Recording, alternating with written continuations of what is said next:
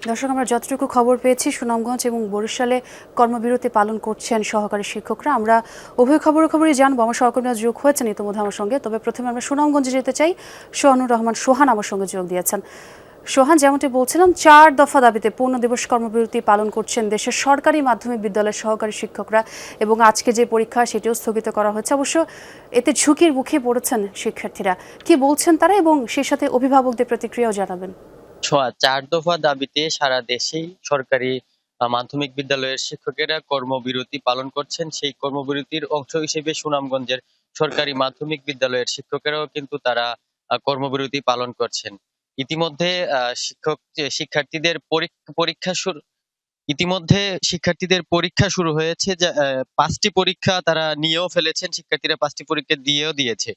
এর মধ্যে গতকালকে থেকে তারা 3 দিনের কর্মসূচিতে গেছেন কর্মবিরতিতে। সেই কর্মবিরতিতে যাওয়ায় গতকাল সোমবার থেকে পরীক্ষা স্থগিত করেছেন এবং নোটিশ দিয়েই সেটি কিন্তু স্থগিত করা হয়েছে। এরপর থেকে আমরা দেখেছি গতকালকেও অনেক শিক্ষার্থীরা পরীক্ষা দিতে এসেছিলেন। আজকেও 9টা থেকে পরীক্ষা শুরু হওয়ার কথা, মর্নিং শিফটের 8টা থেকেই আমরা লক্ষ্য করেছি অনেক শিক্ষার্থীরা এখানে এই স্কুলে এসে তারা ফিরে যাচ্ছেন। তো আমি গতকাল রাতেও কথা বলেছি এই স্কুলের যিনি শিক্ষকরা আছেন তাদের সাথে। তারা বলছেন তাদের যে কেন্দ্রীয় সংগঠনের 3 দিনের যে কর্মসূচি, সেই কর্মসূচি যে যদি তারা কর্মসূচির মধ্যেই সরকার তাদের সিদ্ধান্ত মেনে না নেয়, তাহলে তারা কিন্তু পরবর্তী যে সিদ্ধান্ত দিবেন সেই সিদ্ধান্ত কিন্তু কর্মসূচি কিন্তু পালন করবেন।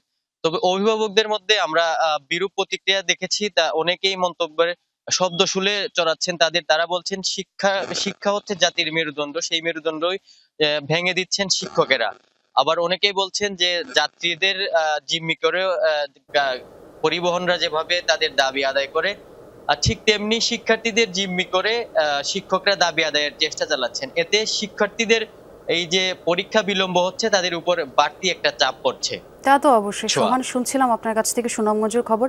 এবার একটু বরিশালে যেতে চাই। আরেক সহকর্মী অপেক্ষা করছেন। তবে একটু জানিয়ে রাখি দর্শক, 11তম গ্রেডে বেতন ভাতা নির্ধারণ সহ 3 দফা দাবিতে বিভিন্ন জেলায় কর্মবিরতি পালন করছেন সরকারি প্রাথমিক বিদ্যালয়ের সহকারী শিক্ষকরা।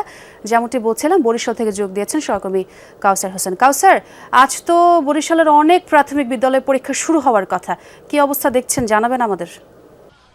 সোহা, পূর্ব নির্ধারিত তারিখ অনুযায়ী আজ 2 তারিখ এবং বরিশাল জেলার অধিকাংশ সরকারি প্রাথমিক বিদ্যালয়ে পরীক্ষা শুরু হওয়ার কথা ছিল এবং সেই অনুযায়ী প্রস্তুতিও নেওয়া হয়েছে। তবে সহকারী শিক্ষকদের একটি অংশ বেশ গত 2-3 দিন ধরেই কর্মবিরতিতে রয়েছেন এবং তাদের সাথে যোগাযোগ করে যেমনটা জানতে পেরেছি যে তাদের যে কর্মবিরতি কর্মসূচি সেটি চলবে এবং বরিশালের যে প্রাথমিক বিদ্যালয়গুলো রয়েছে সকাল 9টায় বিদ্যালয়গুলো খুলবে এবং সকাল 10টায় প্রথম থেকে 3য় শ্রেণী এবং দুপুর 1টায় 4র্থ থেকে 5ম শ্রেণী পর্যন্ত পরীক্ষার কথা রয়েছে। এবং যারা আন্দোলনরত শিক্ষক রয়েছে তারা জানিয়েছেন তারা যে কর্মবিরতি সেটি তাদের চলবে এবং তারা পরীক্ষা নিবে না। তবে আন্দোলনরত শিক্ষকরা গতকাল বিকেলে জেলা প্রাথমিক শিক্ষা কর্মকর্তার সাথে দেখা করেছেন এবং তাদের যে কেন্দ্রীয় যে স্মারকলিপি ছিল সেটি দিয়েছেন এবং তারা পাশাপাশি জেলা শিক্ষা কর্মকর্তার কাছে আহ্বান জানিয়েছিলেন যাতে পরীক্ষাটি আরো 2 দিন পিছিয়ে দেওয়া হয়। তবে জেলা প্রশাসন এবং জেলা